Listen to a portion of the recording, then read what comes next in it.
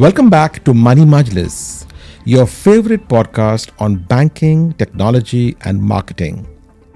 Thanks to your support, we won the Best New Podcast Award for 2024 at the last Pod Club Viewers' Choice Awards. Today, Money Majlis is the top business podcast produced and aired out of Dubai, so thank you for listening. For today's advertising special episode, I'm thrilled to welcome Sasan Saeidi, a global leader in advertising and marketing with over 2 decades of experience across the world. Sasan is a global client lead at WPP and VML, managing and leading 2 international brands globally, Nestle and Mazda International. We will explore Sasan's insights on global advertising trends, the evolving nature of consumerism, the impact of AI in advertising, and much, much more. But before I do that, let me thank all my listeners who visit my giving website give.moneymajlis.com to redeem their Money Majlis gift card for a charity of their choice. As you might know, every listener on this show has the opportunity to get a $50 gift card courtesy of my generous sponsors and redeem it for one of the 6 charities that I support. All you need to do is to go to my website and click a button. Here is a quick commercial break. I will see you on the other side.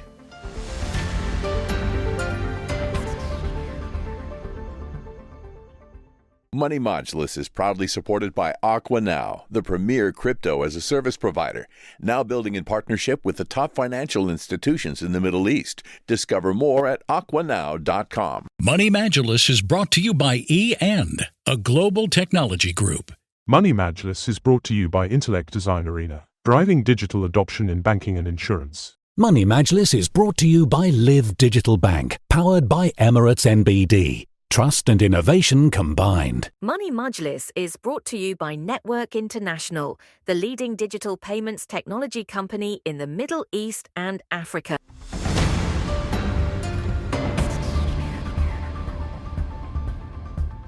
Today, in this advertising special episode of Money Majlis, we are talking to Sasan Saeidi, Global Client Lead of WPP and VML. With over 22 years of experience in leading global brands, global agencies, and global relationships like Coca Cola, Nestle, Samsung, P&G, Volkswagen, and Google, Sasan has a proven track record of building strong and timeless relationships with clients and managing high-performance teams across different markets and cultures. With WPP since 2017, Sasan has held multiple management and consultancy roles, most recently as Group CEO New York and Midwest region at Wunderman Thompson and Global Chief Business Officer at VML. Prior to these, Sasan was the Regional CEO at JWT MENA and Managing Director at McCann MENA. He has held a host of global client leadership roles from New York to Dubai, from London to Singapore and Tokyo. Sas also currently serves as the World President and Chairman of the International Advertising Association, IAA, where he promotes the mission of the IAA as global compass of the marketing communications industry. He is, in fact, one of the youngest ever world presidents of this 87-year-old New York-based association. Well done, Sasan. Beyond work, Sas is passionate about basketball, fashion, and history. He has studied AI and transformation in business at the University of Oxford and American College of London. He is a New York Knicks fan and a very proud dad to 2 sons.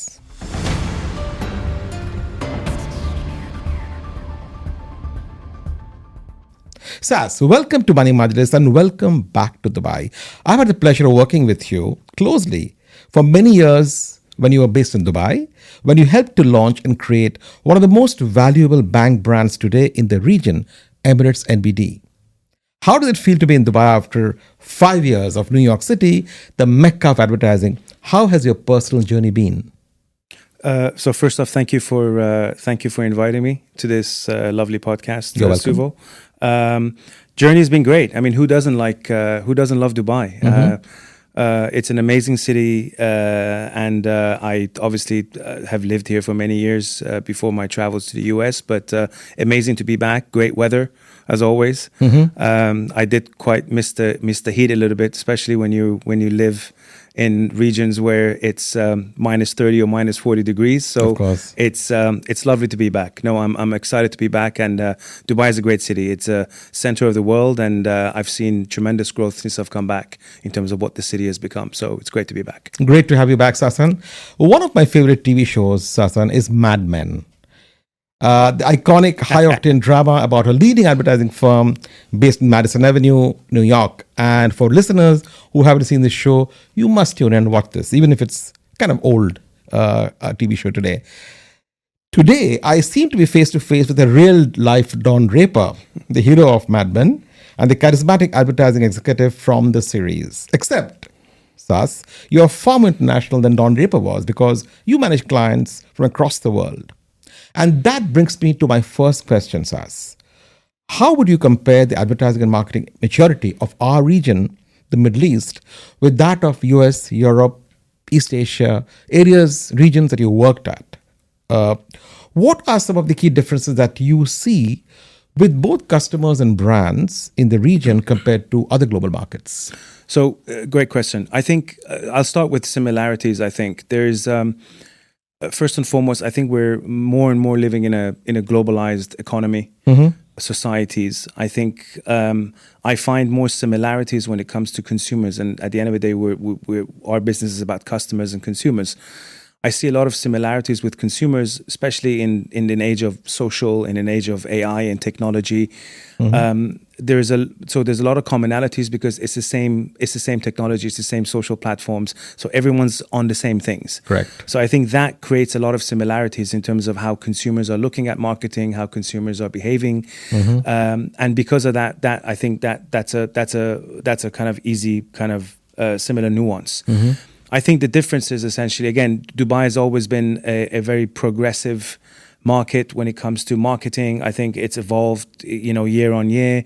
Of course, we're also lucky to kind of be in a city where technology and AI is adopted so well. I mean, I was reading the other week that even kind of the leadership of the country, Sheikh Mohammed, has basically issued that it's going to be AI is going to be part of school curriculum. Correct. You have a ministry of AI, you have entities that are driving it. So from that perspective, you're always at the cutting edge.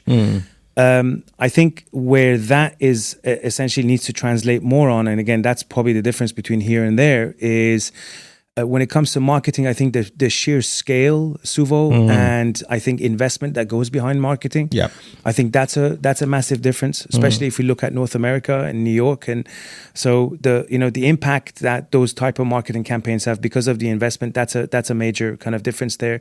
I think the role of technology and the way how kind of marketeers and brands use the role of connected technology, I think is phenomenal. It's very organic. I think the way they look at e-commerce, of course, right now I kind of look at e-commerce on both sides of the hemisphere because, you look at China and, that's a market that is almost 40% or 50% of their GDP is coming from e-commerce. Correct. But at least in North America, I think, the role of e-commerce is very much organic as part of marketing. Integration, a massive thing. I think I think we do need to look at more integrated campaigns, at least in this part of the world. But I think over there, the nuance of integration in terms of connecting the dots for consumers, I think it's become much more organic now because people get it, people understand it. And last but not least, I think the element of data in terms of making sure that the marketing campaigns and the brand is really behaving from a data centricity point of view, which means that data from a consumer perspective, making sure that and I know we're going to probably talk a little bit about data at some point later, but making sure that they put data front and center in their marketing, I think that's a massive, and I think there's opportunity for brands here and marketing here to be a lot more kind of data centric in how they look at data as part of their marketing. So I think those probably will be the differences. Excellent. Just two follow-up questions, Sasan. One is, do you find the standards of creativity very different in the region, Middle East here versus North America? And two, given that North America is probably a more homogeneous market than the region here, the UAE, especially with 90% of people being expatriates. Do you find this market to be more challenging for communication than, let's say, North America? I think we need to pay homage to creativity, because we always underestimate our creatives in the business and how difficult it is to come up with an idea. So I think creativity, if done right, is going to be difficult, because at the end of the day, it's ideas, and ideas are not easy to come up with. So I think the element of whether it's difficult here or difficult there, I think that is probably maybe similarities, and I think there's no difference from that perspective. I think your first question, I think, was around the market. The creative talent. The creative talent. Creative talent, I think, no. I think I've seen great creative work that comes out of here.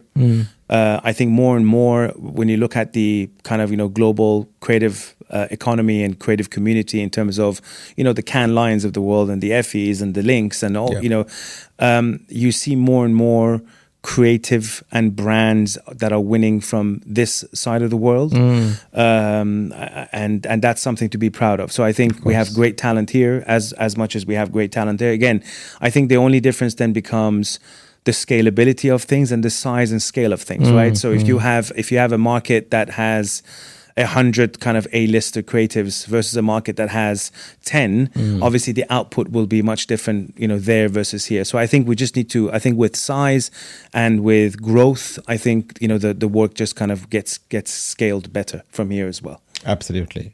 Now, Sas, despite the changes we've seen, in the transformation of the world of marketing communications, Marcom has transformed in the last couple of decades. Advertising still continues to be the largest spend category and growing at a healthy 10% per annum.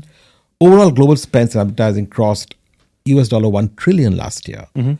Now, WPP's vision is to be the most creative company in the world, and you've been instrumental yourself in creating many high-impact advertising campaigns for leading brands across diverse product categories. Tell us what goes into making an effective and inspirational campaign. Is it largely a very strong creative focus that ensures a successful campaign, or is it a lot of understanding of the data with the consumer and the product? So that probably has a couple of answers. Number one, absolutely. So very, very proud and honored to be part of WPP. They've won the WPP has won the marketing kind of the most creative company in the world for the past many years at Cannes Lions. So it's amazing. I think first and foremost, the credit to all that, beyond the fact that there's a lot of talented people that work with the company, I think the credit of all that goes to the client. I think we always underestimate the role of a client, the role of a great marketeer. You're one of them. Obviously, you led a very famous bank, but at least your team. But I always kind of want to pay homage to the fact that a great campaign starts with a great client, a great vision. It starts with the fact that, obviously the fundamentals of that marketing campaign should be intact, which means that you need to have a great brief, you need to have the great why, you need to be very, very focused on what you want to achieve. That's the starting point. I think when it comes to, I would say, a great campaign playbook, I think more and more when you look at the way the marketing and kind of advertising economy is going towards, we're almost, and we have this thing that we always talk about within our kind of creative circle and strategy circle, which is how do we work within the holy trinity of kind of strategy or marketing, which means that I think any great campaign needs to, number one, be kind of technology focused. So that's one element of the Holy Trinity. It needs to be creative at heart, and it needs to be human at heart. So it's kind of technology meet creativity meet humanity.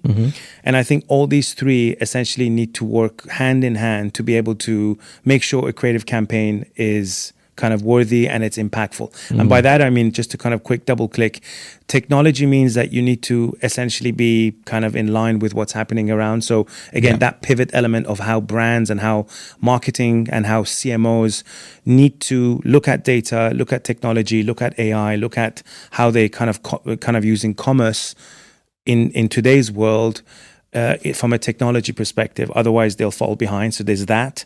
Obviously, creativity and the belief that with creativity, you can achieve anything, and creativity really needs to be at the heart of it.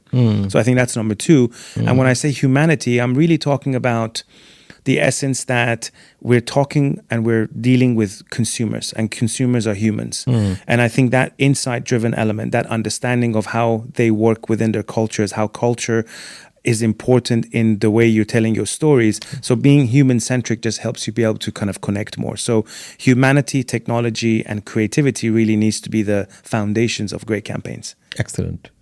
It's an old saying that the client gets the advertising they deserve. My boss told me this when I started my career in corporate advertising many years back in Asian Paints. In your view, Sas, for a successful campaign, what part does the agency play, and how much is the client's contribution?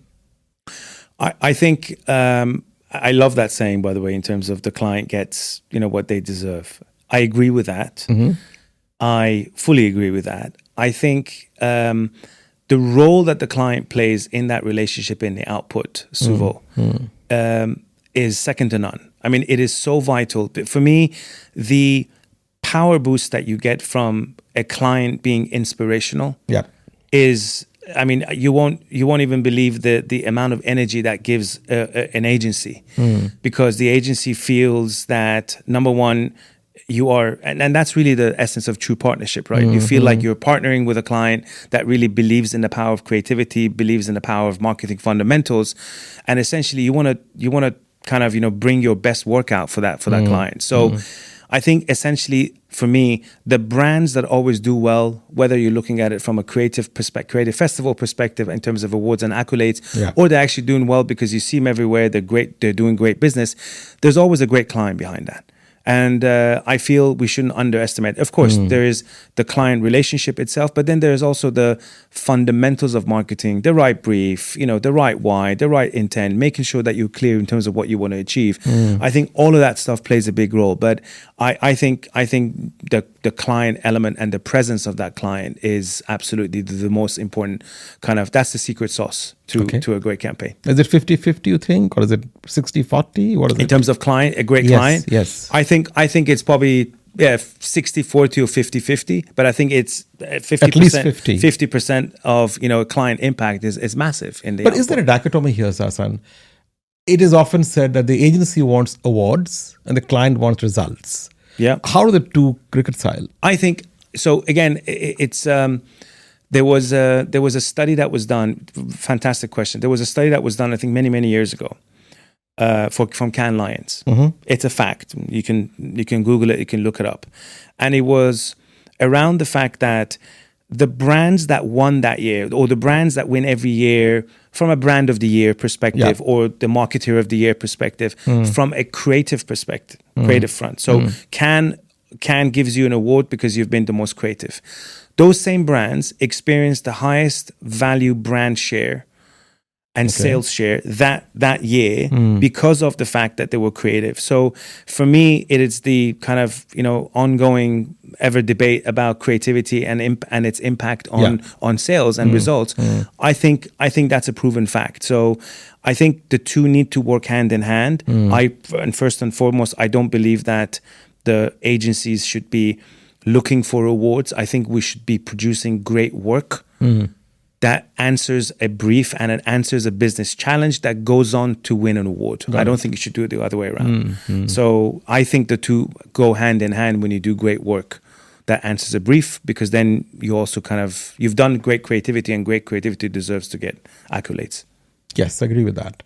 Talking awards, one company that consistently comes out with great campaigns is Coca Cola. Coke, a brand that you worked on for over a decade.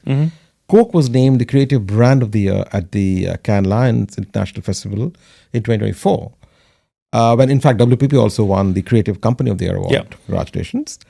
Now, Coke's Recycle Me campaign inspires action by transforming crushed can logos into colorful, eye-catching illustrations promoting sustainability, very relevant.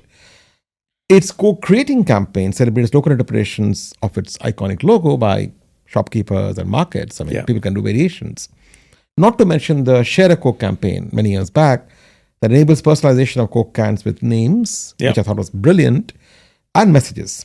Now, Coke is obviously a great brand powered by great advertising. You've handled Coke for more than a decade. What makes this magic happen? Walk us through how these great ideas and campaigns are born and then are executed. First off, I always look at Coke as the symbol of universal happiness. It's just a happy brand. And I think because of that nuance, that first off, they're very consistent.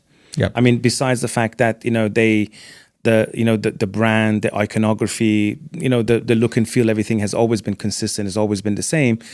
I think the fact that they want to stand for being the brand of kind of universal happiness, that means automatically they're very consumer centric. A lot of the campaigns that you've just mentioned are very much living and kind of focused on whether it's consumer passion points, whether it's about engaging shopkeepers because you want to involve the consumers within your ecosystem. Recycle Me, obviously, it was a sustainability. It's, kind of promoting a good cause about let's recycle more.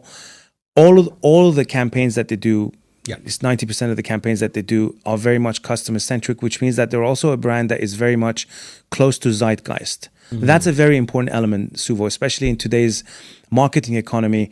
Being close to zeitgeist means that not only are you data centered, but you're also close to what consumers care about, what consumers are focused on, because ultimately they're the ones who are buying your product and your brand. So they are one of the most consumer centric brands in the world, number one. Number two, I think their secret is the fact that they do a lot of experimentation. What people don't understand is Coke is one of the greatest brands in the world, but they also invest a lot in, this whole kind of nuance of 70-20-10, where it's a management philosophy where 70% of the stuff works, 20% of the stuff that it could work. It's a risk, but I'll take it. And 10% is things that you don't know that is going to work. So it's a complete risk. I think great marketeers like Coke are the ones that do a lot of investment in the 10, because the 10 then become 20, and then the 20 becomes your pipeline. Correct. That's how you create commercial success. So I think that experimentation mindset, in terms of not being afraid to trial things and do things, I think that's another element. Third is, you see that they're universal. They scale phenomenally. So again, going back to your point, I think it was a Share Coke example that you just mentioned. Yeah. That was a campaign that I believe started in Australia many years ago. It started in Australia. It was a great campaign. Coke looks at it and then they quickly scale it. Again, going back to today's economy and marketing, I think without scalability of advertising ideas, I think you're not going to be as successful. So how quickly do you scale greatness, and how quickly do you scale great ideas that, there's a nugget there. I can try this in Asia. I can try this in North America. And it goes, how fast you do that, I think that's amazing. And last but not least, I feel they have great marketeers. I mean, most of them are very close friends of mine. And they have great marketeers that really, again, going back to your point about believing in the essence of agency. Again, going back, they are very agency centric. They're very idea centric. A lot of the agencies on the planet would love to work with Coke because they believe in the fundamentals of marketing. So I think those perhaps maybe kind of form their marketing playbook. And more importantly, I think, again, they do that kind of technology element that I mentioned. They do technology right. They invest heavily in data. They invest heavily in kind of, making sure that their products are commerce kind of viable. They're always kind of human, as I mentioned, and they invest tremendously in creative because they believe in creativity as a growth driver.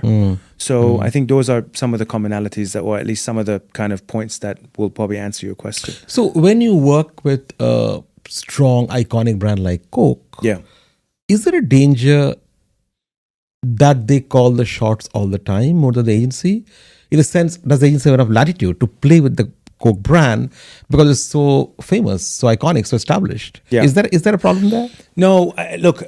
For example, the campaign that you were talking about in terms of the brand kind of reaching out to kind of shopkeepers, etc. That was all around kind of let's create it together, create with me, right? You actually. it's a very brave call for a brand that is so recognizable in terms of its identity, right? To go out and actually ask, to kind of look at how people are interpreting it, right? From a look and feel perspective. Or even, when you look at the Recycle Me, the brand itself was crushed, right? So the shape and feel of it. So I don't think they're afraid of that, because again, the brand is so embedded in people's hearts, in people's minds, in people's households, that actually, they don't mind for us to experiment. Of course, you have to experiment within reason. But yeah, absolutely. I think that we do have creative license. I think if the idea is good, if it's purposeful, to be able to go ahead and kind of look at that. It's a true story, by the way, and this happened kind of many years ago in terms of how that bottle. I don't know if you know how that kind of the idea of the contour bottle of Coke. No. So basically, it was a Root Glass Company of Indiana, which was this was in the U.S. The way this kind of bottle was created, which is the famous contour bottle that you see with Coke. Yeah. Their brief was design a bottle for us, and imagine, look at the brief, though in I think it was like in the 1800s, design a bottle for us that if you break in so many pieces, if I pick up one pieces of it, I can understand that this is a Coca Cola contour bottle. And it's true to the fact. So if you take right now, and that's the whole story of how Smashables have come up from so many kind of marketeers, but if you crack a Coke bottle on the floor and if you pick up one piece of it, it's recognizable that this is a Coke bottle. Really? So just the story on how brand and how kind of, again, the nuance of what a kind of connected brand is all about. So, but that's just one of the greatness kind of stories of Coke. Very interesting. Okay, the other brand that is loved much by customers is KitKat. Not just for the product, also as advertising. Love the brand. Absolutely. The recent Break Better campaign. Recognizes that sometimes you need to take a break and have a KitKat. And they had a campaign in Australia on how you eat your KitKat. I was blown by seeing what you brought out of that campaign, right? Breaking each of the 4 pieces together or taking a bite of all 4 bars together. People went into a full research and debate on how to break KitKat, right? Yeah. It became a national debate in Australia. Yes. Now, how does the brand get the pulse of its consumers and connects with them so nicely on something so simple? What objectives would KitKat have had in this, and how would the agency think of a creative execution? So it's one of my favorite brands of all time, because obviously we've all lived with it, right? We've all grown up with it. Yeah. And I even loved it before I even started working and becoming an advertising guy. So I was like, this is, it's one of my favorite brands. What an honor to be able to work on it. So, again, a fact that the line "Have a break, have a KitKat," which is the worldwide line that everyone knows, right? Correct. That line was created in 1957. Wow. By J. Walter Thompson. And that line is still valid today. So when I look at KitKat, I also look at it from a perspective that what great marketeers and what great marketing and what consistency. And I think it's a lesson for a lot of brands, because you talk to some CMOs today that, the whole story of someone joining, and the minute you join a brand, you want to kind of start changing the positioning, etc., without really analyzing, without really assessing. Here's a brand that has had the same positioning line since 1957. And I think the beauty about KitKat, Suvo, and specifically about this product is, I think it's balanced modernity and heritage in a beautiful manner, which means that, it's taken a positioning line that has been, over 60 years, 70 years close. Correct. And it's constantly reinventing itself to be able to connect with consumers. That element of how do you eat your KitKat, that was essentially using new age marketing kind of communication channel, which is TikTok. Yeah. Going to influencers. At the same time, not reinventing the wheel, looking at the product itself, because obviously the product and KitKat and 4 fingers and how do you eat your KitKat. And by the way, the beauty about KitKat is that there's a ritual. So there's a ritual Of breaking it. you break it. Yeah. So first you open it, you break it, you snap it, and then you eat it. So that's the way it should be done. And you do it one by one. Correct. So it was a beautiful idea about let's go and pick on the ritual, which has been there for generations, and let's go and talk to some new age young influencers and see if that could be a nice debate. And it worked. And for me, that's a sign of how a brand constantly reinvents itself. How a brand is connected to zeitgeist in terms of understanding to some of these debates and some of these influencers. And of course, when you do that, when you again marry tradition and modernity in that kind of organic manner, I think your marketing works. And that was one example. Of course, the other element in terms of Break Better, which is one of the recent campaigns that we have done as VML, that also goes back to the whole nuance of the way that whole Have a Break, Have a KitKat was created many, many years ago, was the whole element that it was an innate truth that when you have a break, you come back refreshed. Yep. And when you come back refreshed, you can do whatever you're doing in a much better manner. So the break actually is not just a mental break. It's also good from a physicality perspective. Correct. So that whole Break Better was also a play on insight of we get stressed out, we get kind of a lot of emails, when you're sitting behind your desk, and how can a break kind of be over dramatized from that perspective to be able to show you. And of course, humor, let's not forget humor, especially in a day and age that there's not a lot of people laughing. Yep. I think humor is a magnificent marketing tactic that I think a lot of brands should adopt. And it's quite amazing how it's worked through the time when people went to work, as they've been to office to work, to today of hybrid work or work from home. Yeah. You can still have a break and have a KitKat. Of course. You talked there, Sasan, about influencers. I have a question which is about brands versus influencers. Brands are supposed to last forever. Influencers come and go. Is there a danger when brands depend too much on influencers? 100%. And this is such a great question because it was a conversation we were having a couple of weeks ago. I think influencer marketing tapping into the creator economy. We call creator economy. And the creator economy is, it could be influencers, it could be YouTubers, it could be people that are creating content yourself. Yep. You are yourself a part of the creator economy. I think that's a given. It's magnificent how content has become so democratized. Yeah. So I think from that perspective, I think it's a great opportunity for brands to use influencers to get more followers, to increase their kind of share of wallet, share of voice. So it's a good marketing enabler. I think the only danger becomes when brands jump into these opportunities blindly, which means that the fundamentals of the brand are not clear, right?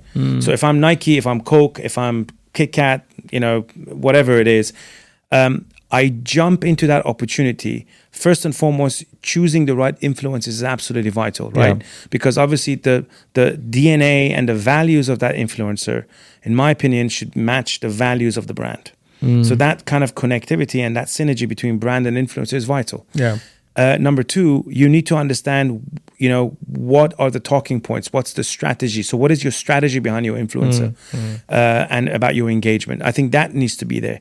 So I think if you do the marketing fundamentals right from that perspective, I think influencer strategy works. I think the dangers that are happening is you have a lot of brands that are just jumping on, this person has a lot of followers, I'm going to jump on that and I'm going to ask them to promote my brand. You should never ask an influencer to promote your brand.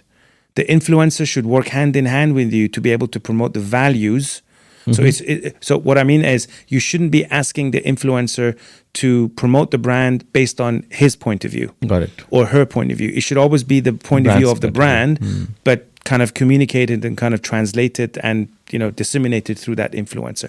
Of course, there's always going to be room for creativity where the influencer itself is also going to be adding value to that kind of equation. But I think those are the dangers. And if we kind of overcome that through fundamentals and planning and strategy, I think influencer marketing is a great tool.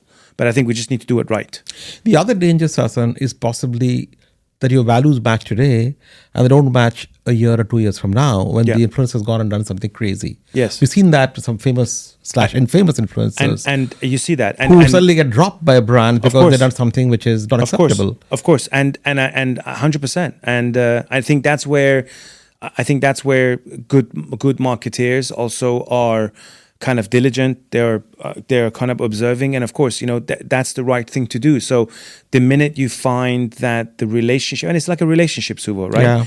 When that relationship is broken, when something happens that breaks that bond between brand and influencer and the person who's communicating, I think that is the right choice for the brand, to be able to kind of de-associate yourself with that, because if you don't, then you're also kind of part of that community. And I think a lot of the smart brands do that very, very quickly. And those are the dangers. But again, you can't really predict those things right ahead of time. You can't really predict that today I'm dealing with a phenomenal influencer. Tomorrow, this person might all of a sudden have a controversial comment about a subject that I don't believe in. Yeah. That is not something that I can predict ahead of time. Of course, you can, again, I think a lot of the things I was talking about in terms of really doing your homework, making sure that, you're looking at the values of that person, the pros and cons, those can all help. But again, these are all things that kind of happen in the moment. And I think, the right decision is that you de-associate yourself with that.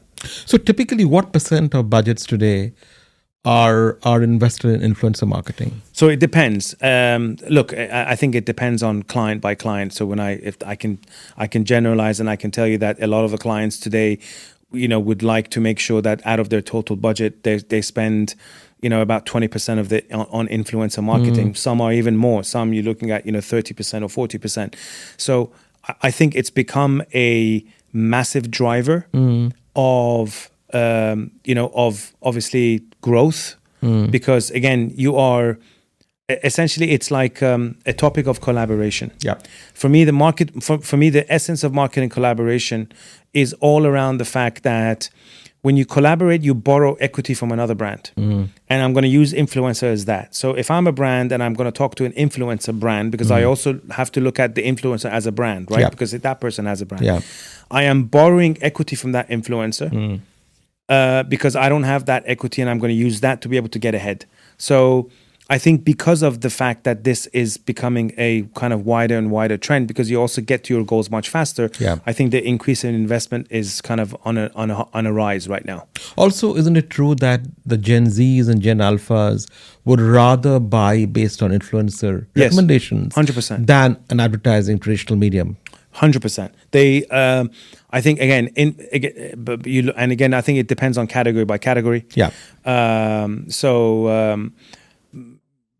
It is definitely a driver. It is definitely a motivator. Again, it depends on categories. Again, Gen Zs, whether they're into fashion or they're into kind of music, or they're into kind of sneakers or whatever it is. I think influencers, and again, collaboration is part of that, but I think influencers play a magnificent role when it comes to driving that agenda. So, Sas, let us talk a little bit now about the stepchild of advertising, which is radio advertising. Radio affords many advantages. We all know: a wide reach, low costs, selective targeting, possibly, and round-the-clock listenership. But despite these, radio campaigns are often developed as an afterthought, right? The creative roots are built for television, for press, etc., and then radio comes as an afterthought. I want to play a clip from a radio ad developed by KFC a few years back, which you shared with me. Thank you. Yeah. And then ask you for your comments. This ad, to me, stands out for its sheer originality, memorability, and creativity. And I mean, it's no wonder that it won a Radio Grand Prix award at Cannes. Let me play the ad and we'll ask the questions in a minute.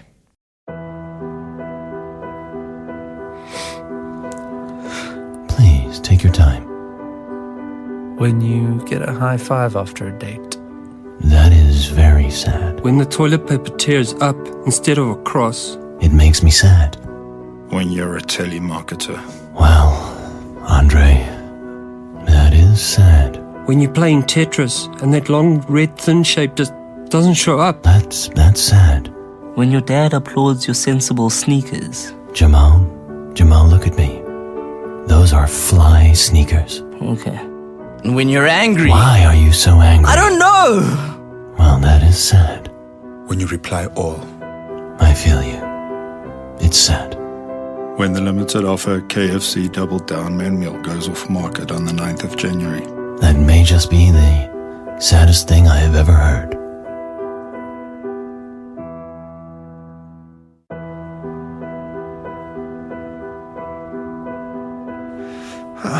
a deep breath. When your mom stands up for you in a Facebook fight. That is sad.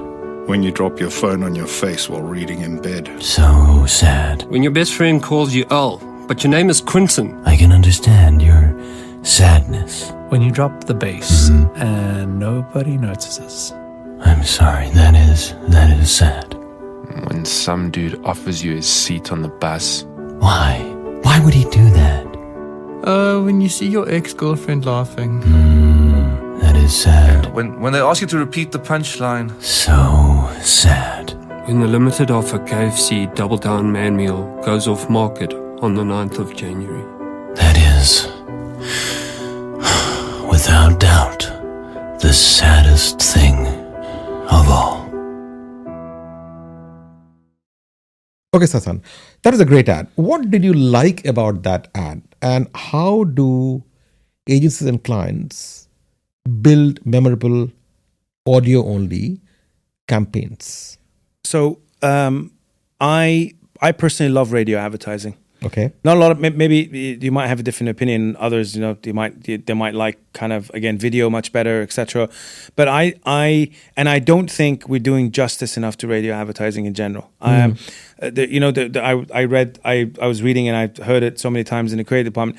They always say there's only one rule on radio ads, and that's that you cannot be boring. So that's the single rule on radio. And this is a great example with KFC. Again, I think the beauty about it is it was a promotional ad. Yeah. It was a promotional ad about, come and buy our product. Correct. Because it's minimum, it's limited offer. Yeah. But the way they did it was, obviously the language and the stories and the human stories about, what's a mistake. And, for example, if you drop your phone on your face, so the scenarios that they were choosing were, not only were they hilarious, it was very human driven, very insight driven in terms of things that have happened to people, right? Right. But again, they spun it around and then they kind of brought in a value message from a brand in a very, very kind of organic manner. Now, the other thing about radio, obviously, is it's one of those kind of mediums that if I'm driving in a car, I usually listen to radio when I'm driving.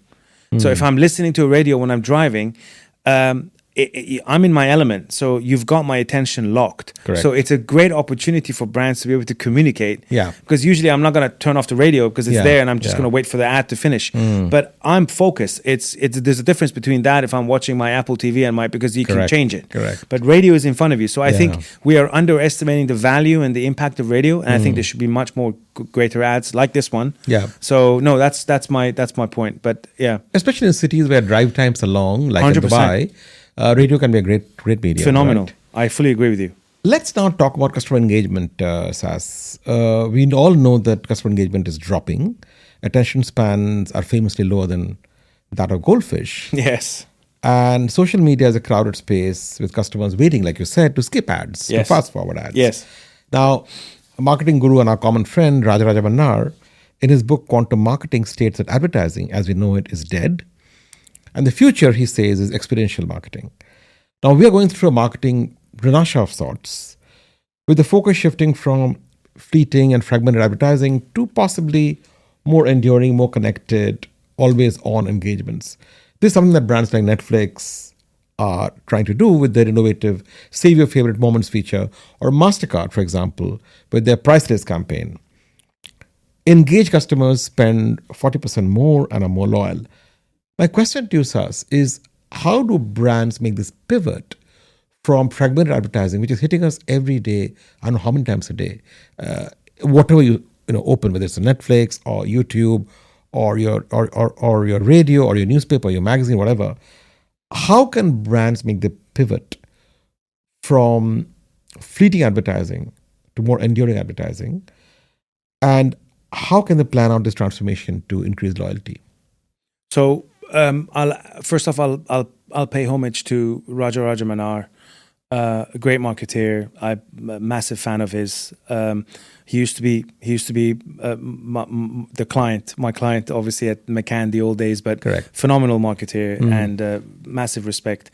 He was just recently also added to the Advertising Hall of Fame. Yes, I saw that in the US. So phenomenal. Congratulations, Raja. Congratulations to Raja. I think he's absolutely right about experiential marketing because, again, for me, experiential marketing is two things. For me, experiential marketing is when you kind of bring the physical world and the digital world together, right?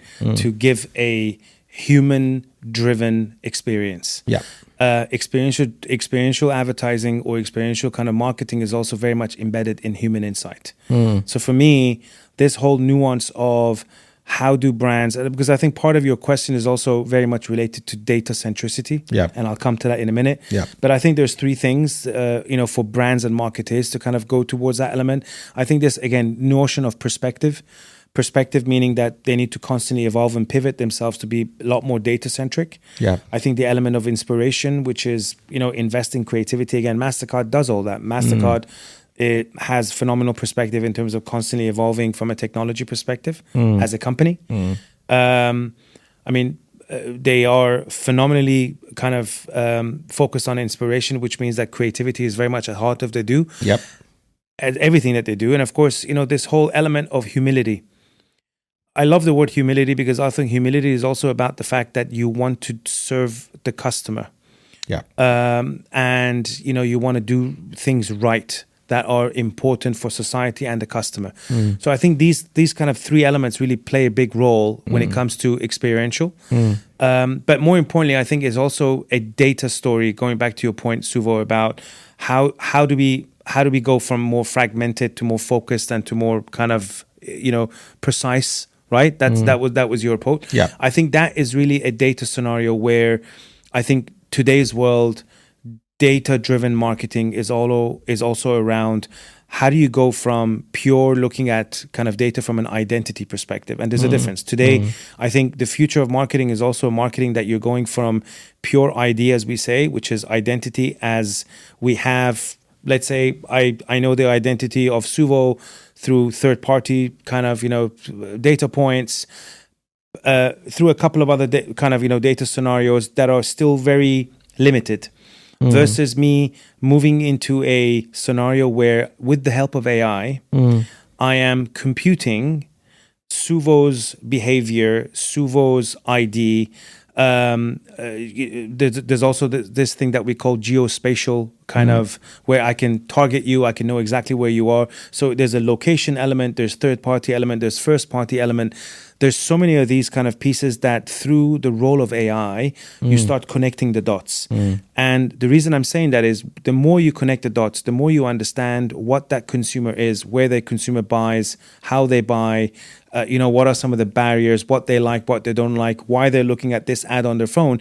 The more you look at this data system from a behavior, from a pattern perspective, the more you can serve that right experience for the person at the right time, at the right place. So again, a lot of the things that you said also are very much technology driven. It's about inspiration and transformation. But at the same time, I think you need to have those fundamentals to be able to serve better experiences. I think that's really the long answer to your question. Okay, now let's talk about brand purpose. You highlighted somewhere that people increasingly don't buy what you do, but they buy why you do what you do. Yes. Now, something that is well captured, very well actually, in Nike's Find Your Greatness campaign. Yes. Which says that greatness is in all of us, and it's not that unique. Yes. In fact, it says that if you have a body, you're an athlete. You don't have to be an athlete. That's their positioning. I love that. Right. Yeah. Now, my question, Sas, is how do brands find their purpose, something that will resonate with all their customers at the same time, be in sync with its business and with its brand personality? Can a larger purpose coexist with commercial objectives? Yeah. So first off, Nike. Let me start with love the brand. I absolutely adore the brand. I feel I think the brand lost its way a little bit. I think you're a stock market guru. You're a financial guru, so you've seen what obviously their stock ups and the downs. share prices went up and down. I think, look, Nike's prominence and Nike's kind of, let's say, secret sauce has always been the fact that they have been brand centric, very consumer centric, and very authentic to that positioning of theirs, which is people always underestimate. First off, people always mistake saying, oh, when you say the positioning of Nike, they say, just do it. Just do it is not the positioning of Nike. Just do it is a slogan, or it's an articulation of the positioning, to your point of, if you have a body, you're an athlete. Yeah. Which means that it's also around inspiration. It's about kind of, being kind of going out there and being hyper-focused on people. So I think that's always been their purpose, right? In terms of making sure that it's about the fact that they want to look at human ambition, they want to be the inspiration element to that human ambition, and that's always been their purpose. Now, for me, that element of them being that way, standing for the right fundamentals when it comes to inspiration and kind of achieving your goals, that has been the Nike purpose for generations.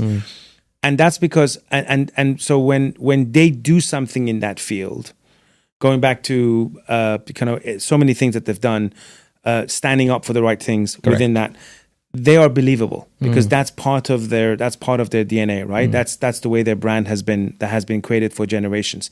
So it's not a burden, right? I think when purpose becomes a burden is when you are asking and you're doing something, because I know that we were talking about this at some point, you're doing something that doesn't really match the DNA of your brand. If it's organic, if it's kind of, very much kind of connected to the DNA of your brand, purpose is a good thing. Purpose is believable. And I think you can kind of achieve a lot with it. But I think it just becomes a little bit kind of hard to connect, and people not kind of believing in it when it's not really connecting to what you stand for as a brand from a DNA front. Does that make sense? Yeah, makes sense. Now, talking of Nike, in 2019, Nike famously ran the Believe in Something campaign. Yes. In the US with the American football quarterback. Yes. Colin Kaepernick. Remember that? Yes. Colin had famously, if you remember, taken the knee during the national anthem at a football game to bring national attention to racial inequality in the US. Yes. Initially, the campaign attracted a lot of negative sentiments with people burning their Nikes. But eventually, it resulted in a very positive outcome with sales and share prices rising tremendously. Yeah. Now, in an increasingly polarized world, where political views differ, within the family, from family to family, with companies holding multiple brands, how easy is it for brands and companies to align on a common purpose that resonates with all customers, right? I mean, you're dealing with different views in the US, Republicans and Democrats, for example. The different racial backgrounds, etc.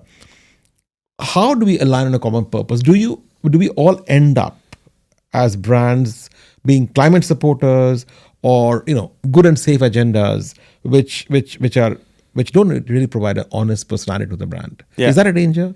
I think I think this whole, and it's I think it's still a comment. It's still a common kind of theme right now. But I think it started many years ago where it became I think a lot of brands started looking at purpose as a tick box, Suvo. Yep. I have a colleague in the US that we were talking about this, and she said purpose should not be that Christmas sweater that you wear once a year. Okay. I love that analogy. Very good. Because sometimes you go into that really awful Christmas sweater that you wear, the red color and whatever. You wear it once a year. It becomes part of your tradition. Yeah. Purpose should not be that. I think, unfortunately, you have a lot of brands and you have a lot of companies that have treated purpose that way. It's a tick box. Yeah. When you treat it like a tick box, you get called out. To your point, greenwashing, political, doing the right things. I think the lesson learned from that is, number one, the topic that you're going after, and I'll come to Nike in a minute, the topic that you go after needs to be organically, inherently connected to what you stand for as a brand, number one. Number two, it should not be done as a substitute to your business. One of the things that I'm a massive believer is people should not do purpose and forget what they stand for from a business perspective. You should continue doing what you're doing as a business. And if your business is selling detergents, you should continue selling detergents. If your business is to sell kind of spare parts, you should do that. But for me, a company that sells spare parts should not all of a sudden come overnight and say, I'm going to kill my business down because tomorrow I'm going to go start kind of trying to create world peace. Number one, that agenda doesn't match your DNA. Correct. Number two, it's not even connected to what you stand for from a business perspective. So my point is, if you want to find a common purpose for you to be able to deliver on, make sure it's connected somehow. It's something believable to your business that you can defend, that you can deliver on. That becomes believable for the customers, and consumers then see that, saying, that's natural, that's authentic, I buy that, I believe that. Nike has always stood for those things. Again, that Colin Kaepernick, which is a phenomenal example that you talked about. Again, because of going back to your point about the earlier point where I said they've always been about compassion and inspiration and about kind of, human kind of progression. Yeah. They believe in that. They believe in athletes. And I think they stood up for that person because they believed that he was doing the right thing in that context. Yeah. And I think it worked. It definitely worked, although there was a lot of pressure for them to stop, to your point. Yes, I remember that. It's one of the greatest, I would say, marketing playbook campaigns ever. But it worked for them because they had the right focus and they had the right, I would say, authenticity in terms of their intent. This is a good time for a commercial break. But before we break, let me remind you to visit my giving website, give.moneymajlis.com, to redeem your free $50 gift card for a charity that you choose from the 6 charities that I work with. My guest today, Sasan Saeidi, has chosen the World Central Kitchen to redeem the $1,000 gift card that I presented him earlier as a small token of our appreciation for his time. You can choose the same cause or any of the other 5 causes on the website, which is give.moneymajlis.com. See you after this break. The financial world is changing fast. Institutions need to meet the growing client demand for crypto financial services, but they need a battle-tested platform to build upon. AquaNow is a leading crypto financial services platform, powering incumbent institutions to launch crypto brokerage, payments, and remittance services for their clients, securely and at scale. Be part of the transformation. Visit aquanow.com today.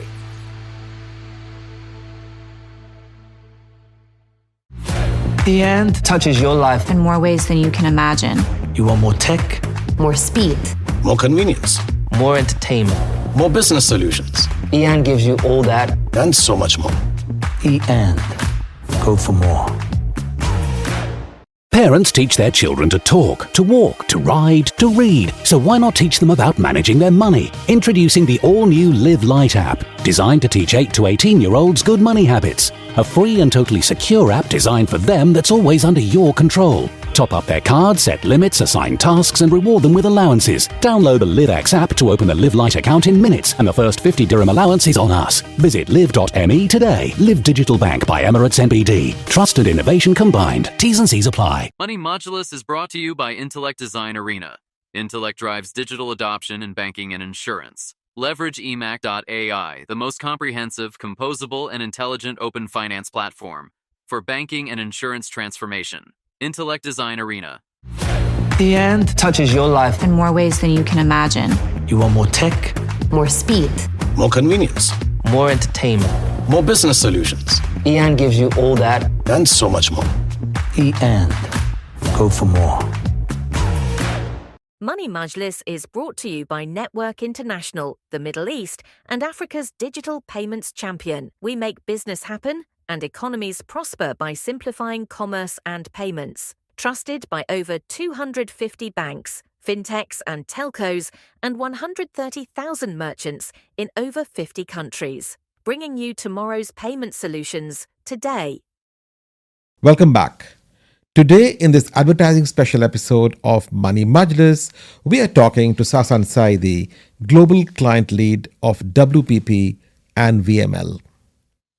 Sasan, your LinkedIn introduction has an interesting Africa proverb that I came across that states, if you want to go fast, go alone, but if you want to go far, go together. Never truer than in today's times, as we see platforms and experiences merge, and brand collaborations are indeed the superpower that you have stated. How can brands collaborate to work together successfully towards shared goal, towards goals that are shared between different brands? Can you share some examples of such collaborations that you've seen? First off, thank you for calling that quote out, because I really, really love that's one of my favorite quotes of all time. Because I think I love it personally because that's my personal motto, but I also feel that more and more, especially in our day and age of marketing where you can't do it on your own, you do need to have partners. And I think that collaboration effort across the aisle, I think is the way to go. By the way, I think it can also, if we have that collaboration mindset, I think we can also solve world peace, if you ask me. But I agree. But reaching across the aisle and bringing people together on that journey, I think is vital. I think collaborative marketing collabs today, I think it's up and coming. At least some of the brands that I'm very connected to. Again, you look at Coke, for me, Coke and Santa. Phenomenal collaboration that they've had for years, where they wanted to focus on an opportunity to own a moment, right? Coke is also a lot about occasions. Whether you look at Coke and Meals or you look at Christmas, Coke and Santa is one of the best collaborations in the history of time, because you're owning a moment in a very beautiful manner, and beautiful for Coke that did that. You have Nike and Apple, for example. Again, two brands that had a common purpose. They wanted to kind of use each other's equity to grow the brands that they have and reach a catchment audience that they didn't have. And Nike and Apple is all around the Nike Club, the Nike Run Club, and of course the Nike Apple Watch, etc., where it's a connected ecosystem. So beautiful, right? So if you're a runner, you use your watch and you use the Nike Club to be able to kind of connect. Other examples could be, again, I love the essence of Red Bull and GoPro. Again, two brands that stand for adrenaline of kind of extreme sports. If you have, kind of drinking a Red Bull, you have wings scenario. So I think them coming together to be able to kind of partner and them doing some beautiful campaigns is a phenomenal thing. Another example, which is actually quite recent, is a brand that I'm working on and I'm very kind of connected to, which is KitKat. KitKat recently also did a phenomenal partnership with Formula One. Really? With F1. And I think that's a great partnership.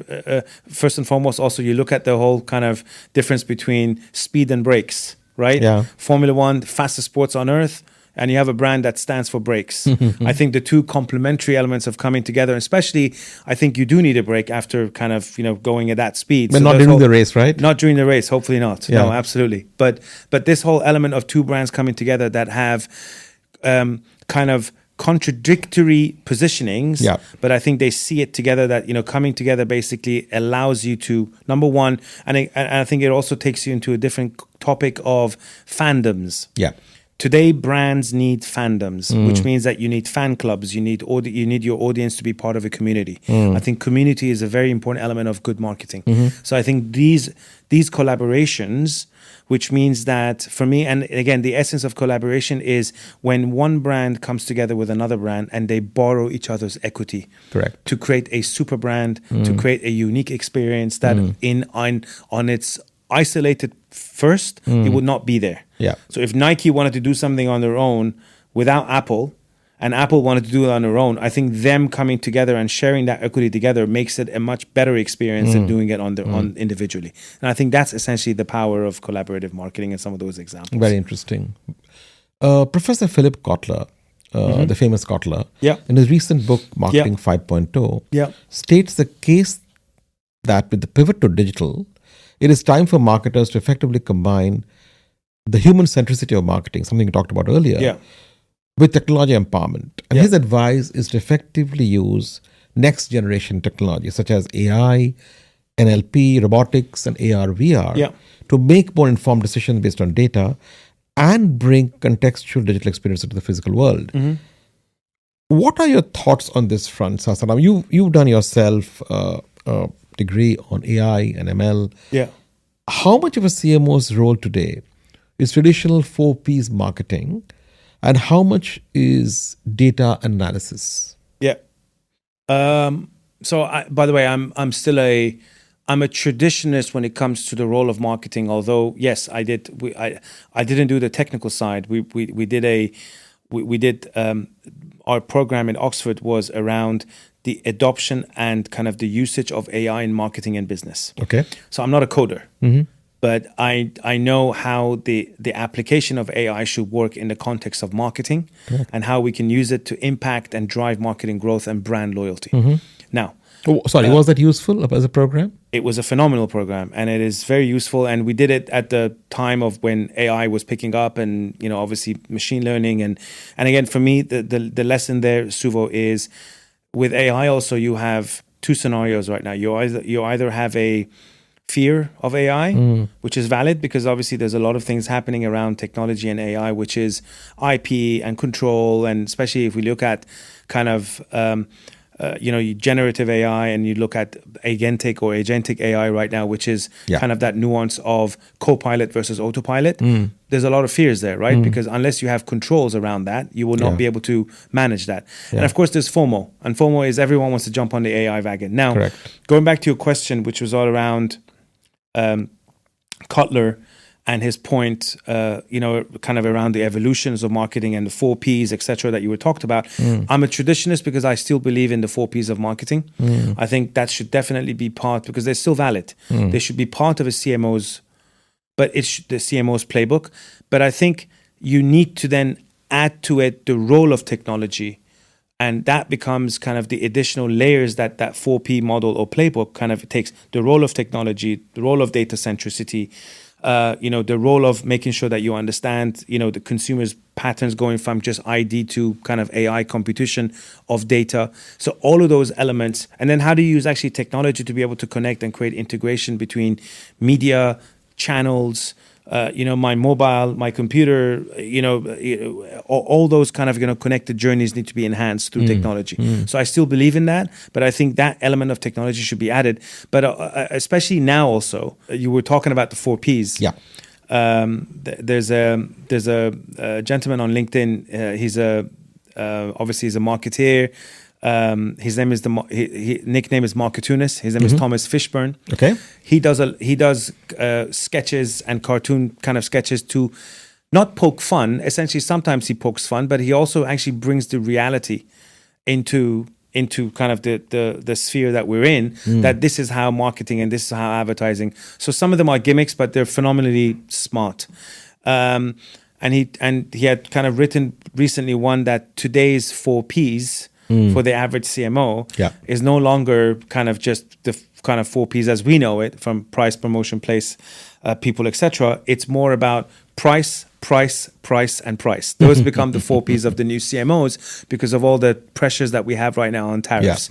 So that's become the new 4 Ps of CMOs today. But I definitely think the application of 4 Ps on its own, as it stands, I think it stands. I think we just need to make sure that we are constantly transforming and pivoting so we can add the role of technology, data centricity on top of that, so it just becomes much more modern and today's age. So that's the way I look at it. Interesting. Now, Philip Kotler also states that machines are cool, but humans are warm. And it is important for marketers to build brand attributes that mirror humans, such as physicality, sociability, emotionality, and morality. Yeah. What should the playbook of marketers be in this regard? You said you're a traditional marketer with a twist. Are these attributes important in advertising? Absolutely. So for me, there are a couple of foundational things which I believe in. Number one is today's playbook should be about, ways you need to have a proper data strategy. I think if you don't have data strategy in your marketing, I think you're wasting your time. So data centricity, investing in the right ecosystem and organizational design, I think it's vital. Number one. So data strategy. So second thing for me, when it comes to the playbook, is this whole nuance that we've just spoken about, which is collaborative marketing. I think marketing and brand collaborations are important. So I think that's a vital one that I don't think we should forget. Number 3 for me is around the fact that if you want to become customer-centric, Suvo, customers are about days, months, years. Yeah. Customers are also about moments. I think brands that are successful are the brands that also use the power of moment marketing. which means that you need to understand that your marketing needs to be planned, but at the same time, you need to be agile enough. You need to have the right ecosystem to be able to jump on a specific moment in a nice organic manner. And that goes beyond just kind of doing a nice kind of social ad immediately, but it's more about the fact that capitalizing on people's moments to be able to bring a nice brand point of view ahead is actually important. Last night, by the way, it's actually very organic that this meeting is happening with you, and then you brought this question because I saw an example yesterday that a colleague had put on LinkedIn. So yesterday, after the conclave, we have a new pope. Yep. Pope Louis. Yep. Pope Leo. Pope Leo. Correct. And there was a organic post that was put by Popeyes last night, and it was so phenomenally timely. So Popeyes, obviously P-O-P, and then they E, right? They put, and then Y-E-S as a word. They put Pope, yes. Haha, good one. Immediately, because it's exactly the words that they use. So I just found that very interesting, and I just found that so timely that, here's a brand that has great social ecosystem, great marketers that were there and says, you know what, let's kind of use that as an opportunity. Again, I'm not saying that should be all what brands should do, but I think that element of moment marketing is important. Last but not least, I truly believe in this whole nuance of how do you own brand experience? Okay. For me, the element of brand experience, and again, there's a phenomenal anthropologist and marketeer called Adam Ferrier. And he had written a book, I think, outlined that, say no to customers, or how to say no to customers, right? And his whole argument is BX is far more important than CX, because I know we always talk about the customer experience. Correct. And his nuance is, if brands continuously talk about how they want to kind of create better CX, which means that you need to listen to the customer so you can create better customer experience for yourself, for your brand, you start losing that edge as a brand that got you famous to begin with, right? So for me, the element of BX being much, again, BX and CX working together, but BX being much more important than your CX, because then you start honing the fact that this is how your brand was famous to begin with. I think these are important. So BX and CX, I think, collaborative marketing, moment marketing, and of course, it was all around how do you then invest in data strategy and data centricity to be able to kind of get ahead. These, for me, would be phenomenal kind of playbook attributes of today's marketers. Amazing. Sasan, you talked about Gen AI earlier. Now, we know that marketers and businesses are scrambling to implement Gen AI solutions, whether it's task automation, content generation, data analytics, and other tasks, right? Improving productivity, improving speed, improving effectiveness. WPP CEO said recently that AI is advertising's most profound revolution yet. You yourself have done, the course in Oxford on AI and ML. Now, there are enough challenges in this, right? Customers say they don't trust AI-generated images or campaigns. There are issues with data privacy. There are issues of errors and bias that can creep in with AI. How do you see this playing out in the coming years in terms of marketers using AI, leveraging Gen AI in their operations? Will we see AI transforming creative work at agencies? Yes. So I think, look, like anything, it is. I truly believe with that statement. I think it is the most formidable transformation that has happened in our industry, and it will continue. And I think we're just getting started. I think a lot of the areas that you've also outlined, Suvo, which is IP and fear and privacy, etc. That's because I think we're still in the infancy of the industry. Yep.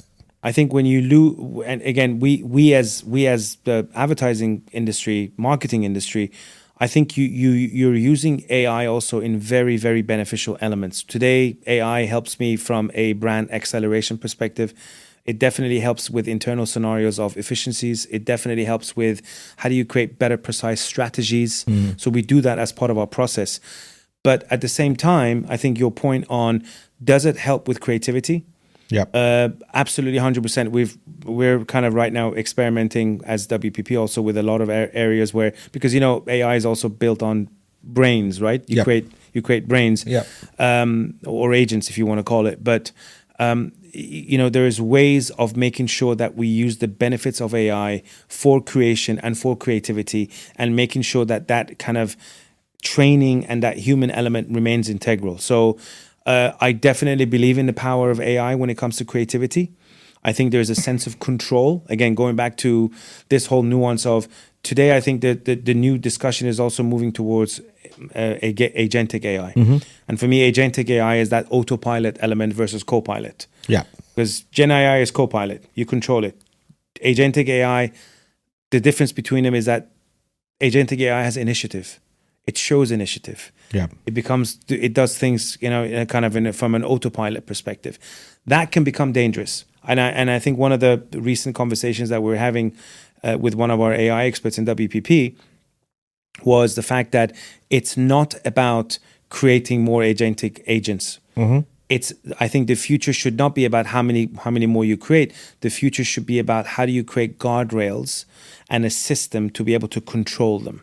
So I think all of this essentially is an evolutionary process that we're facing right now. We're moving towards that. I think we're moving towards more guardrails and creating frameworks that kind of control this whole nuance of how kind of AI is kind of evolving. So I think that for me is kind of really the next steps. But I see it as a phenomenal addition and initiative for our industry. And I think if we use it in the productive manner that I've just outlined, I think it's great for marketing and it's great for advertising. It's also, by the way, when you look at AI today, I mean, I know that sometimes it gets a bad rap, but you're also achieving so many things with AI in healthcare, in other industries that, previously you couldn't. So we need to see both sides of it, I think. And in WPP, you introduced something called an open platform recently, right? Yes. Providing an intelligent marketing operating system for your clients powered by AI. Tell us, what does it do? So WPP Open, it's the I would say the best kind of end-to-end AI-enabled kind of marketing platform or ecosystem that has been created. It's all around focused on marketing transformation. And when I say marketing transformation, I'm talking about the fact that it enhances the marketing process, right? For a client. So we can work with multiple parties coming on, and essentially it has 3 layers and it has kind of 3 sections. The first section is media, second section is creative, and the third section is production. And essentially, if you take a look at a kind of journey within marketing, it's actually the kind of matches that element of you want to make sure that your media plans are precise, you are collaborating with all the right partners, you're creating consistency when it comes to your strategy. You want to make sure that your creative ideas are smart, they're precise. Again, when you use kind of AI-enabled brains and agents, you get to kind of create kind of really, really precise and beautiful ideas. Yeah. And then last but not least, when you look at production, the production element of it is how do you create efficiency when it comes to production? How do you create, again, the whole nuance of digital twins, as you've heard? How do you, through the nuances of kind of AI-enabled production, create good production at scale, at speed? And I think that's essentially what the whole model does. Again, all AI-enabled, making sure that you transform the marketing process, not only from an effectiveness perspective, but also creating efficiency. So, Sasan, with all this going on with AI and Gen AI and performance marketing, how are your creative colleagues reacting to this? Will they like the headlines being changed because AI said so, or the performance marketer said so? How are they reacting? So I personally, when it comes to performance marketing is an important element, obviously, of what we do. But I think on its own, for me, I'm not an advocate of it, because today also performance marketing is what essentially platforms tell you what performance marketing is, right? So the likes and the views and the impressions that you get. Yeah. For me, that should not be the playbook of a CMO to say, you know what, I'm going to create a campaign because a platform's going to tell me I'm going to get more likes. For me, I think real, true performance marketing is all around engagement. And by engagement, I mean conversations. Is true engagement when a brand and a consumer are engaged, are talking. That could be positive, that could be negative. It doesn't matter. I think for me, performance marketing is when actually you reach out and customers reach out to give you a point of view. I think we need to start reaching to that level of performance marketing versus just looking at. And again, I'm not saying that tomorrow the performance metrics of platforms are going to go away and marketers aren't going to look at that anymore. That should be part of it. But I also don't think that you should build your marketing foundations because a metric of a platform says that you need to have these many likes, and if you have these many likes, you have a great campaign. Yep. I think that's false. I don't think you should look at it that way. I think you should look at it from much beyond. And again, it goes back to the human element and proper engagement of how your brand and customers and consumers are engaging together when it comes to dialogue and conversations. Right. Sasan, we are on Money Majlis, so I have to move a bit towards money and financial services. We worked together, Sasan, many years back on the Emirates NBD brand. You worked for the agency Fortune Promoser in those days. I worked for the client. You've since worked in other financial services brands as well. Yeah. My question is advertising for banks and financial services boring and predictable by their very nature? How can banks make the marketing and branding a bit more exciting, a bit more creative, like an FMCG brand? I mean, do you ever think that a Citibank can emulate a KitKat or a Nike? So, first off, I miss our days, Suvo. I think those were great. I remember the campaigns. We had a great team. I remember led by you. We had Vikram Krishna and Correct. Dominic Fernandez and team. So phenomenal marketers. I remember that, going back to your point about can banks do great advertising, it takes me back to that example of the awesome traveling machine. Yep, the ATM. The ATM machine that went around malls and roamed around. Correct. For me, that, again, I look at that and I was looking at that example, it's like that was not a gimmick. Yeah.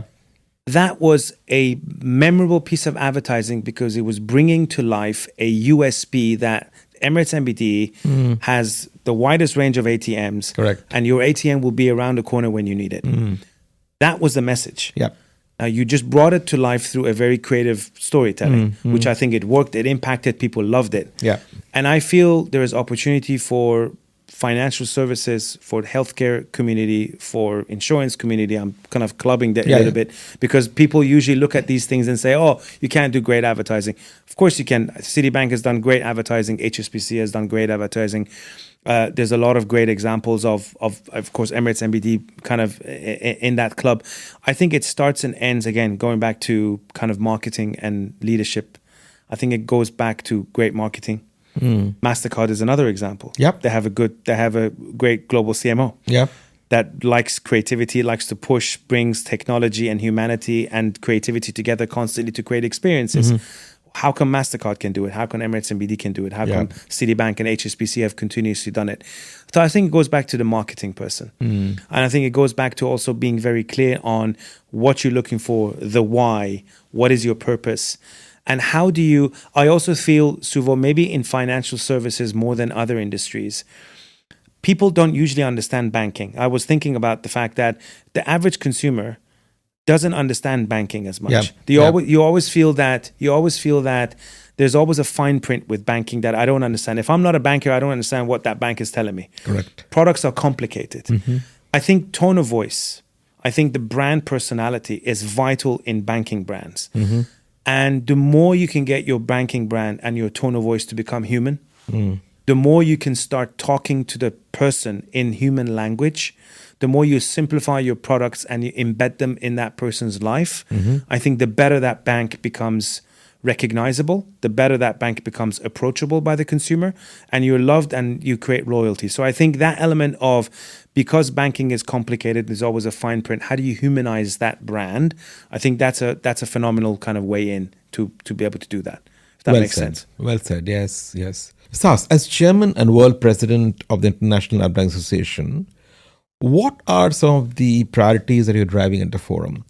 Are there key advocacy areas of the association that you are pushing? And a supplementary question, is the IAA worried that advertising in its current form is transforming rapidly? Yes. So I've had the pleasure to be with the IAA for the past many years. Basically, the positioning of the IAA, Suvo, we stand for being the compass of the marketing and communication industry. Yep. The brand has been there for close to 87 years. Started in the Harvard Club in New York. And when it started at that time, its mission was really, how do you add to the industry, and how do you essentially, it was based on this whole tripartite of bringing media, bringing marketing, and bringing creative together. Okay. That mission hasn't changed. That mission is still very valid today. We strive to do that on a day-to-day basis. We have kind of 8 values that we look at: creativity, advocacy. There is a kind of, let's say, sustainability, internationality, and learning, etc. So there's a lot of these kind of focus areas that we have in each of our regions, in each of the chapters and markets that we have. Our chapters and markets are free to take whatever those kind of focal points are and drive them. Our main ambition is still to kind of remain as the compass of the communication industry, which means that we need to have a point of view on some of these areas. We need to always be pro-consumer choice. And again, we don't want to ever be political, because that's not what the brand stands for. But we do want to remain relevant and have opinions and perspectives on the topics of the industry as they're recognized. So it's a phenomenal organization. We should perhaps maybe also get you at some point involved with it, but it's a phenomenal organization. And yes, it's done this work for the past 87 years, and I'm hoping that it will. Our mission is to get to 100 chapters. We're still shy of that, but yes, I'm hoping that it will last for generations and generations to come. And there's a chapter in Dubai and the UAE as well. There is a UAE chapter we have, and we're also expanding in the Middle East now. Okay. We've just launched our Saudi Arabia chapter, and I think Qatar is going to follow. So yes, we have presence in the region. And I think we're doing some phenomenal work with the IEA and the community, the industry as a whole. You talked there, Sasan, about the 8 values of the IEA has, 8 or 10 values. 8 values. About. What values do you recommend young marketers today to inculcate to become successful? And we have broadened the question, and I've got a lot of young listeners. What should young marketers and advertisers, early part of their careers, what kind of skills and competencies and values should they work on to succeed in tomorrow's world? I think one of the things that I'm continuously pushing myself, Suvo, is the fact that our industry, and I think our world, not even industry, our community, our world is evolving at lightning speed, right? Again, technology, non-technology, so many things changing. I think for me, my advice would be continuous learning. Keep learning, be curious. I think our industry has become synonymous with learning, unlearning, relearning. I always look at this. I read this somewhere and I was like, that is so true right now to what we go through as marketers and advertising people.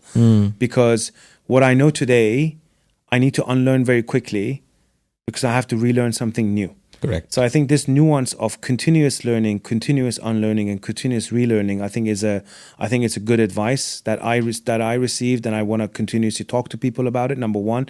Number two, hone your skills. I mean, and for me, honing your skills is really trying hard, really kind of going after something, really practicing, either practicing what you have or honing new skills.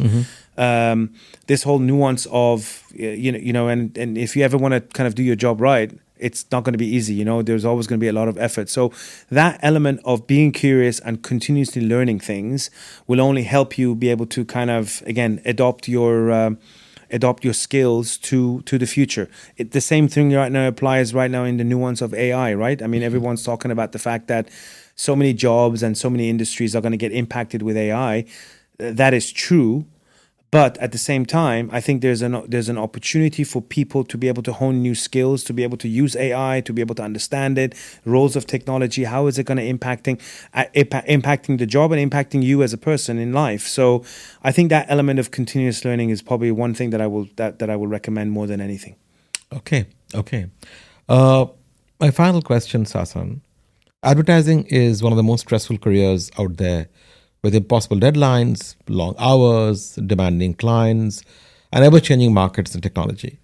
Yet I've always seen you calm and composed and in good spirits, almost a zen about you. What's your secret? How do you keep yourself so centered and focused? So it's all an act, Suvo. I think so. I by the way, I agree with you about the fact that it's a very stressful industry. I personally feel that if you want to do your job right, I think if you do your job with integrity and you want to do the best job you can, your job should not be easy. That's my belief. Interesting. My belief is that if you really, really care about what you do, if you're passionate about what you do, it's okay for it to be stressful because you're doing it right. So for me, I've never had an issue with that. And of course, the stress comes with the job, but you love it. You do what you love. You love what you do. I love what I do, and I absolutely. And I won't choose another. I always get this question on, would you have done something else? 20 or so years ago, I would never choose another industry. I will do the same thing over and over again. Really? Because I really believe that it's a great industry to be part of. I wake up every morning, I go to work, and I deal with phenomenal creative minds and strategists that are creating something new. I think no other industry does that. You're always kind of surrounded with innovation and ideas. Correct. I think that's a blessing. Yeah. And so yes, I think it's okay to be kind of a little bit stressed out sometimes and not that composed. But to your point, sometimes you keep it together. But yeah, I mean, there's always elements of release and the things that you do outside of work, which I think is important. That keeps you centered. Family, I think, is one. Reading your passion points, following some of those things. When you get a chance, I think we need to do that. Excellent. Sasan Saeidi, Global Client Lead of WPP, the Don Draper of 2025, proud father of 2 sons, and now happy resident of Dubai. Thank you for your time today on Money Majlis. I thoroughly enjoyed our conversation, and I hope you did too, and I hope our listeners will do too. And thank you for your charity contribution to World Central Kitchen, the well-known non-profit founded by Chef Jose Andre, that is the first to the front lines providing fresh meals in response to crises. Money Majlis is proudly supported by Aqua Now, the premier crypto as a service provider, now building in partnership with the top financial institutions in the Middle East. Discover more at aquanow.com. Money Majlis is brought to you by E&, a global technology group. Money Majlis is brought to you by Intellect Design Arena, driving digital adoption in banking and insurance. Money Majlis is brought to you by Live Digital Bank, powered by Emirates NBD. Trust and innovation combined. Money Majlis is brought to you by Network International, the leading digital payments technology company in the Middle East and Africa. That brings us to the end of today's interesting episode of Money Majlis. If you like this podcast, please share with friends, family, and colleagues. And if you have feedback for me, whether it is good, bad, or ugly, please email me on suvo@moneymajlis.com. I look forward to hearing from you. And please, please, please do remember to visit my giving website, give.moneymajlis.com, to get and redeem your free $50 gift card for a charity of your choice. Money Majlis is conceived and scripted by me, produced by Podster, and is supported by Aqua Now, Emirates NBD, E&, Intellect Design Arena, and Network International. My research partner is Shekhar Krishnamurthy, and my giving partner is Good World. Till next time, goodbye and ma salama. Stay well and do good.